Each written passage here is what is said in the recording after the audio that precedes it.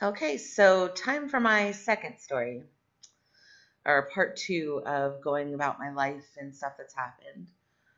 Um, so as I said, I grew up feeling like nobody wanted me. Like I said, I'm not saying that's not true. I'm not saying that's true. I'm saying that that was how the actions of others made me feel. Um, my two of my uncles were teenagers when I moved in, and so I always kind of felt it was like they were my brothers. I felt like my aunt was my sister. Like I felt like we had that relationship. And I mentioned in my last time that I thought we were close, but I'm not so sure we always were. After becoming an adult, I did find out some stories about my aunt being angry at my grandparents because they would take me places or do stuff with me they didn't do with them when they were kids, etc., etc. Um, and I do understand like she was always the only daughter, so for me to be treating like being treated like a daughter to by them, um, I can understand why she would have been upset to an extent. I was a child, and realistically, it's not like I asked to live there. You know what I mean? And I'm not saying I'm not grateful for having a home, but you know, um, and as I started getting younger cousins, which didn't start happening until I was like 13, 14, but I had cousins that were local to me. One of my uncles had had a child a couple years before that when I was like 11 or 12. But he was Air Force, so I really didn't see them often, so it wasn't the same dynamic. Um, but once I started having cousins, um, stuff started happening that made it very clear during my teenage years that um, I I don't know what the word I'd be looking for, so I'm just gonna like put this out there and you can like figure it out. But like for example, I had like I'd mentioned in the previous video. If you haven't seen that, you can go back to that one. I had the two dolls that I was told from my dad. I'm assuming they're from my dad. I don't have any reason not to believe that because I know as part of his Navy service, he did go overseas and they would have been given liberty, and he probably would have picked up something like that for his daughter. Um, and I had those, and then I had the music box, and I had to go to school, and because you're a kid, you have to go to school, and because when I was in high school, things were so stressful for me at home that I literally joined everything I possibly could to keep me after school as late as possible. And the second I was old enough to work, I got a job because I didn't want to be home. And I'm leaving out a lot of information because I don't feel comfortable sharing it either at this point or just at all. I'm not sure. As these go on, I may or may not mention them. And I can recall coming home from school and my music box was gone. And I found it in the trash. And I asked why it was in the trash. And I took it out of the trash, only to realize it was broken. And it was just blown off like, oh, sorry, so your cousin got in your room and was playing with it and accidentally got broken.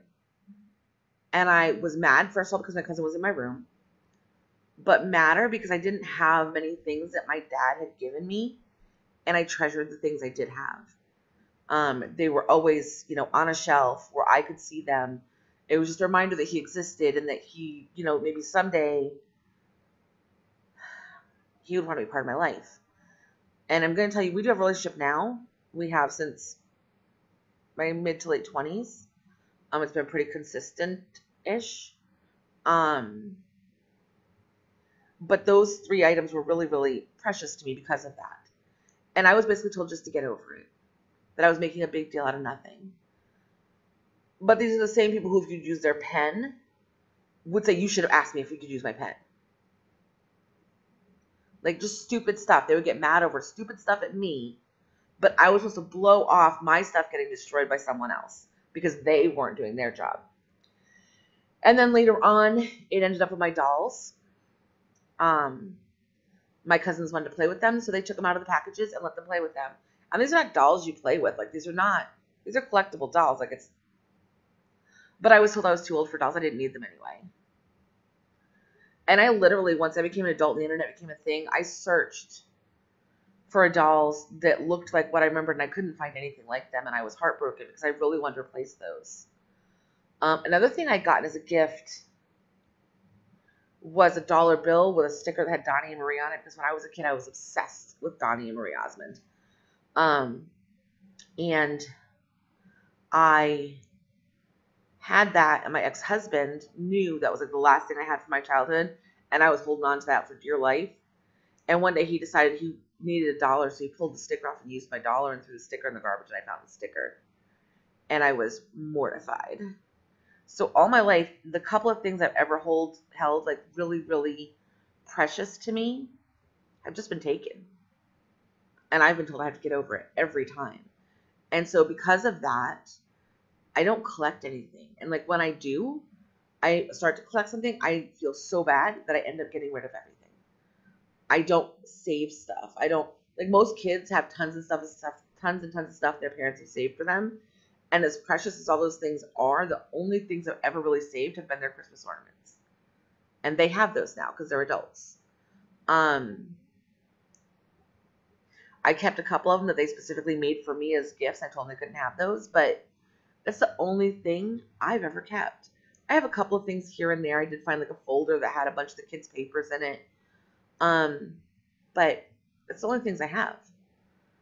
I don't have like their first outfits or their baby clothes or stuff like that. And there's times where I feel bad because like I see my daughter getting stuff for her baby from his mom that he wore when he was little, and I can't do that for her.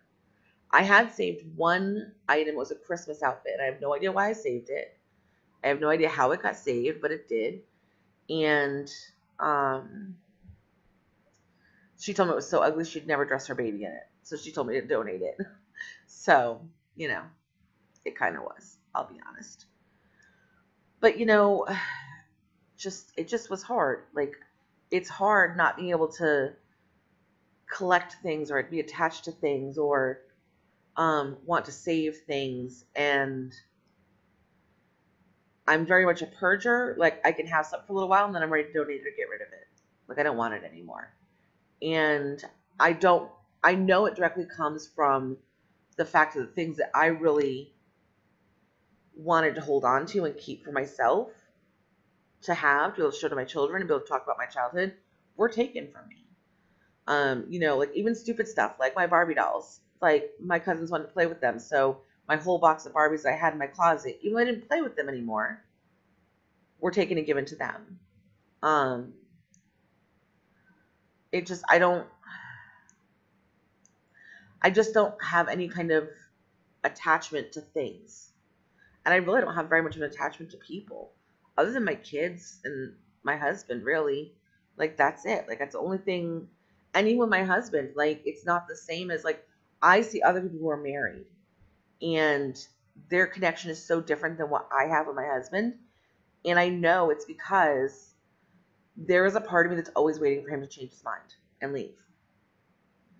And I don't know how to overcome that. I've tried with my counselors. They've tried to frustration, you know, and they've just told me it's just possible that I have an attachment disorder and there's nothing that can be done except for me consciously every day making the decision that this is my husband and we're sticking this out. And it's a lot of work. I mean, I'm not going to lie. It makes the marriage more work than most marriages, but it's just how it is. I've learned through my life that things you care about go away. I had an aunt that married my uncle, who was the one that was in the military. And she was the one person in my family I could talk to. Because she wasn't blood family, I could talk to her about how I was feeling I was being treated. And she would either A, agree with me, or B, set me straight and say, no, you're wrong on this one. And when she died from cancer, it broke me a lot. It was just after 9/11. I was actually pregnant, and no one in my family knows this. I I was with somebody. I wasn't single. I was pregnant, and my aunt passed away. And a family member had promised to take me up for the funeral. I made all the arrangements. My kids had somewhere to go. You know, it was like, get my kids because I wanted my kids to be there because my kids loved her. My daughter still has a stuffed animal that my aunt crocheted her when she was 4. So that tells you how much this aunt particularly meant to all of us. And then I'd say, but the kid, if you don't room for the kids, it's no problem. I can just go. I had made arrangements to take time off of work. Everything was in line. And everybody left with me with no way to get there for the funeral. The funeral was in Maine. I was in Connecticut. I had no way to go. And then I was promised after apologies were made that, you know, people just had to go and do and whatever. After all the apologies were made, I was told that somebody would drive me up there so I could at least go to her headstone. At least go to her gravesite. That was in 2001. I've still never been. And these are the things that tell me that I just never learned the right way to be a family. And I struggle with trying to learn that. I struggle with trying to figure out how I can do things. Because I don't know what a normal family looks like. I don't know how to be a normal family. I don't know any of that stuff.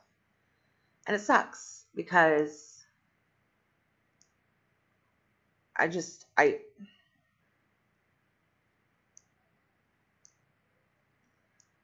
these are stupid little things, I guess, in the general scheme of life, but when it happens over and over from the same people, you question your worth to them. You question your worth to the world.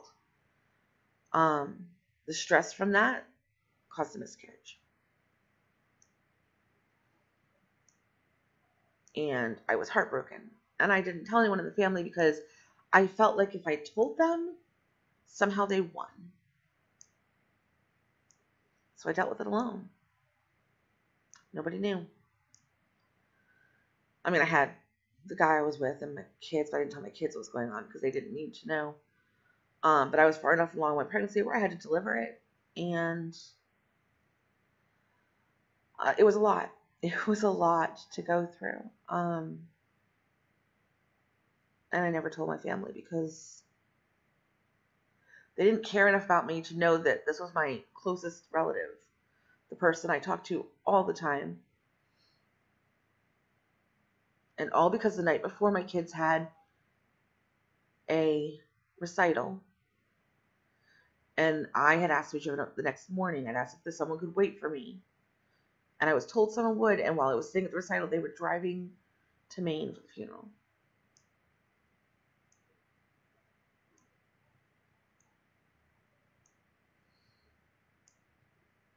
And that's all I got to say about that. Had a lot of letdowns.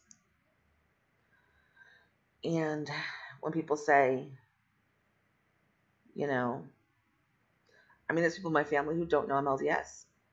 That was an interesting conversation of the day. Being told, you know, you're moving to Utah, there's a lot of Mormons out there. Well, they're not called Mormons. They're called members of the Church of Jesus Christ of Latter-day Saints, or LDS members. And I didn't even correct the person and tell them that actually I am a member of the church, so it's fine. How do you not know that stuff? Especially when you've been told.